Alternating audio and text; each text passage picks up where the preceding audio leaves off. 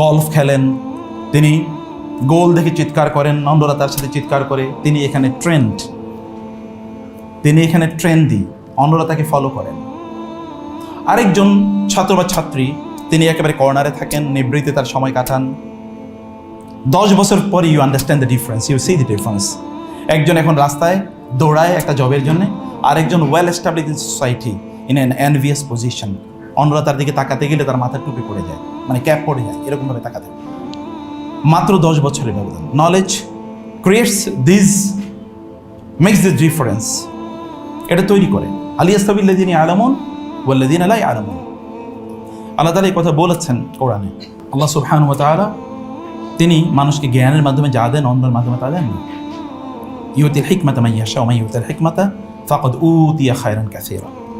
মানব ইতিহাসে কোরআনের গল্প হিসেবে একজন নবীকে আল্লাহ সুবহানাহু ওয়া তাআলা নলেজ আর্নিং এর জন্য পাঠিয়েছেন। যান, জ্ঞান অর্জন করুন, ট্রাভেল। আমি আপনাদেরকে বলবো, বোনেরা, বাজারে যাবেন, সুন্দর সুন্দর বই আছে, বিলিভ মি। আমাদের আজকে 2টা বই আছে এখানে। এটা হচ্ছে মায়েরা, আসলে সোনালী যুগের এই যে বড় বড় আমি স্কলার যাদের কথা বললাম, তাদের মায়েরা কিভাবে তাদের সন্তানদেরকে লালন পালন করেছেন তার উপর একটা বই। আর একটা হলো গোটা জীবন জুড়ে নাসিহা দরকার আমাদের, কোন পদ্ধতিতে আমাদের জীবনটা পরিচালনা করবো। দুটো বই আপনারা নিয়ে যাবেন, এটা মাস্ট রিড। বাসায় বসে পড়বেন, বাচ্চাদেরকে নিয়ে পড়বেন, পড়াবেন। সূরাতুল কাহাফ আপনারা প্রতি শুক্রবার এই সূরাটি পড়েন। সেখানে 4টি ঘটনার মধ্যে একটা ঘটনা হচ্ছে যে একজন নবীর জ্ঞান অর্জনের জন্য তার জার্নি, তিনি সফর করেছেন জ্ঞান অর্জন করার জন্য, এবং একজনকে গিয়ে বললেন যে আমি আপনার কাছে জ্ঞান অর্জন করতে চাই। কোরআন তার নাম বলেন, হাদিস তার নাম বলেছে। তার নাম খাদির অথবা Khidr, the mister green man, evergreen. তার নাম খাদির অথবা খেদির। মিস্টার গ্রিনের কাছে, অর্থাৎ গ্রিন আলাইহিস সালাম খাদিরের কাছে তিনি গেলেন। তাকে গিয়ে বললেন আমি আপনার কাছে। তার আগে আল্লাহ বললেন ফাওয়াজাদা আবদাম মিন ইবাদিনা, আমার একজন বান্দাকে পেয়েছে। আতাইনাহু রাহমাতাম মিন ইনদিনা, আমি তাকে স্পেশাল রহমত দিয়েছি।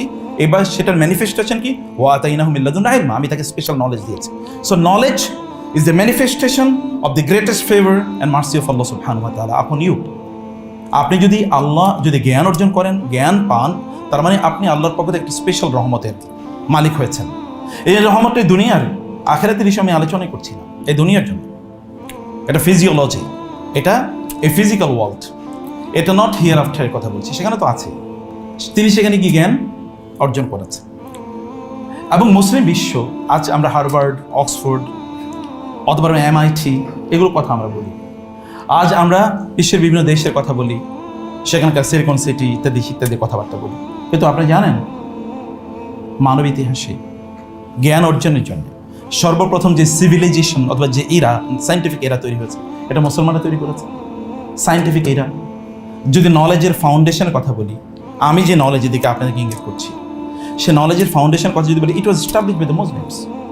এই যে আপনি ইউনিভার্সিটিতে পড়ছেন, এই ইউনিভার্সিটির কনসেপ্টটা পৃথিবীতে এনেছে কারা? এই পৃথিবীর সর্বপ্রথম ইউনিভার্সিটি একজন নারী তৈরি করে, তার নাম ফাতেমা বিনতে ফেহের।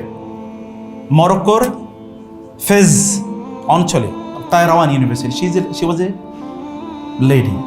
ফর্চুনেটলি আমার বোনেরা পাশে আছেন। সর্বপ্রথম ইসলাম গ্রহণ করেছে একজন নারী, সর্বপ্রথম ইসলামের জন্য রক্ত ঝরিয়েছে একজন নারী। এবং এডুকেশন রেভলিউশন যদি বলি, বিজ্ঞান জ্ঞানের বিপ্লব, এটা ঘটিয়েছে একজন নারী, ফাতেমা বিনতে ফেহের। তিনি ইউনিভার্সিটি তৈরি করেছেন কায়রাওয়ানে, এবং সেখানে একই ছাদের নিচে কি পড়তো? ফিজিক্স পড়তো, কেমিস্ট্রি পড়তো, বায়োলজি পড়তো, ম্যাথমেটিক্স পড়তো, ফিলসফি পড়তো, এবং অ্যাস্ট্রোনমি পড়তো। সেখানে পড়তো poetry, sociology, social science, all branches of knowledge including theology.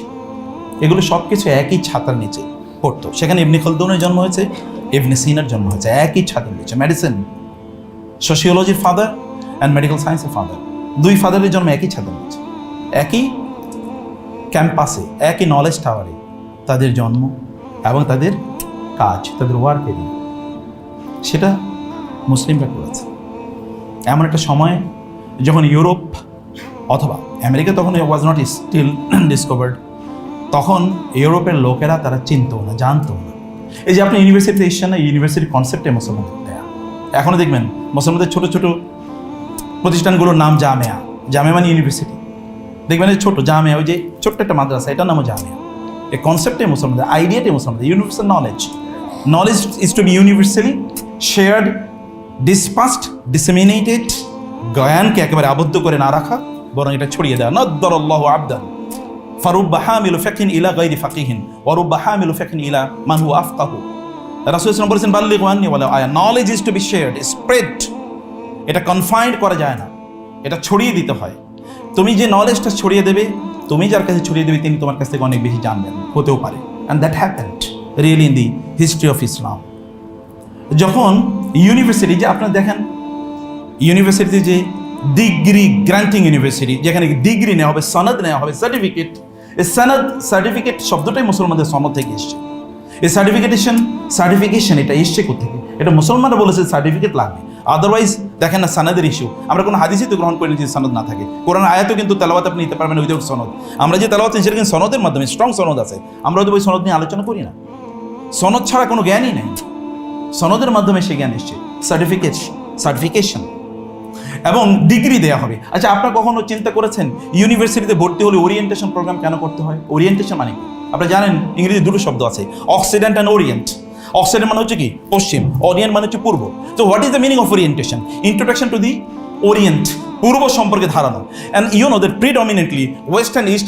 আমি আপনাদেরকে বলবো, বোনেরা বাজারে যাবেন, সুন্দর সুন্দর বই আছে, বিলিভ মি। আমাদের আজকে দুইটা বই আছে এখানে। একটা হচ্ছে মায়েরা, আসলে সোনালী যুগের এই যে বড় বড় আমি স্কলার যাদের কথা বললাম, তাদের মায়েরা কিভাবে তাদের সন্তানকে লালন পালন করেছেন তার উপর একটা বই। আর একটা হলো গোটা জীবন জুড়ে নাসিহা দরকার আমাদের, কোন পদ্ধতিতে আমাদের জীবনটা পরিচালনা করবো। দুটো বই আপনারা নিয়ে যাবেন। এটা মাস্ট রিড, বাসায় বসে পড়বেন, বাচ্চাদেরকে নিয়ে পড়বেন, পড়াবেন, এবং অন্যদেরকে আপনারা গিফট করবেন, আত্মীয় স্বজনদেরকে, বোনদেরকে গিফট করবেন, বান্ধবীদেরকে গিফট। একটা দুইটা বই তাদেরকে দেন, কালচার তৈরি হোক। আমি আমার জীবনে দেখেছি বাংলাদেশের একজন বড় ইসলামী ব্যাংকের প্রতিষ্ঠাতা সহ ইসলামিক ইউনিভার্সিটিগুলোর প্রতিষ্ঠাতার মধ্যে একজন, এত বড় স্কলার বাংলাদেশে খুব কম এসছে। আমাকে বলতে, চাচা আমি প্রতি মাসে 30-40 হাজার টাকার বই গিফট করি। আমি বললাম সুবহানাল্লাহ, সাদাকায়ে জারিয়ার কি বিশাল বড় কাজ, কি বিশাল বড় সাদাকায়ে জারিয়ার কাজ।